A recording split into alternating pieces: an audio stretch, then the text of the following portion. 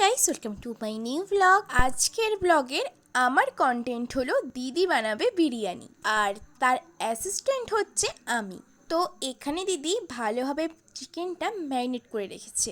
এরই মধ্যে আলুগুলো ভালো করে ধুয়ে পরিষ্কার করে দেন বাসমতি রাইসটা ভালো করে ধুয়ে নিচ্ছে। আর হ্যাঁ, আমি কিন্তু ফার্স্ট দিদির হাতের বিরিয়ানি খাবো।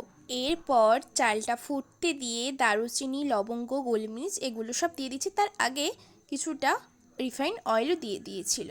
আর এখানে রয়েছে বেরেস্তার জন্য পেঁয়াজ। আর রান্নাবান্না অ্যারেঞ্জ করতে করতে আমরা তার সাথে সাথে টিফিনটাও সেরে নিলাম। আর আমরা কিন্তু এখন ভীষণ এনজয় করছি। আর দিদি এখন বেরেস্তাটাও করে নিল। আর এবার হবে চিকেন কষা। কমেন্টে কিন্তু জানিও কারা কারা আমারই মতো বিরিয়ানি লাভার।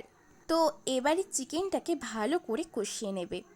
আর এখানে বিরিয়ানির জন্য রাইসটাও প্রায় হয়ে গেছে। আর এই মোমেন্টে তখন গান বাজছিল, কিন্তু কপিরাইট আসার জন্য আমি মিউজিকটা আর অ্যালাউ করতে পারলাম না। তখন থেকেই আমরা শুরু করে দিয়েছি ডান্স করতে করতে রান্না করা। আর হ্যাঁ, ফ্রিতে একটা টিপস দিচ্ছি, এরকম গান বাজিয়ে রান্না করতে করতে রান্না যদি করো তাহলে কিন্তু রান্নার সেই টেস্টটা দ্বিগুণ হয়ে যায়, দ্বিগুণ। তোমরা ট্রাই করেছো কি? পারলে ট্রাই করতে পারো। তোমরা তো দেখলেই চিকেনটাও হয়ে গেল, আর সাথে ভাতটাও। এবারে বসিয়ে দিচ্ছি দিদি লেয়ারে। আর হ্যাঁ, আমার ভিডিওগুলো যদি তোমাদের ভালো লেগে থাকে তাহলে কিন্তু বন্ধুদের সাথে শেয়ার করতে পারো। আর যারা ইউটিউব থেকে দেখছো তারা কিন্তু প্লিজ চ্যানেলটিকে সাবস্ক্রাইব করো, কারণ তোমাদের সাপোর্ট আমার ভীষণ ভীষণ প্রয়োজন। অনেককেই দেখছি যারা ভিডিও দেখছো বাট সাবস্ক্রাইব করছো না, তাদের জন্য কিন্তু প্লিজ প্লিজ। আর হ্যাঁ, বলতে বলতে বিরিয়ানিটা প্রায় হয়েই গেছে, আর ভীষণ টেস্টি হয়েছিল, আর সাথে কোল্ড ড্রিঙ্কসও ছিল।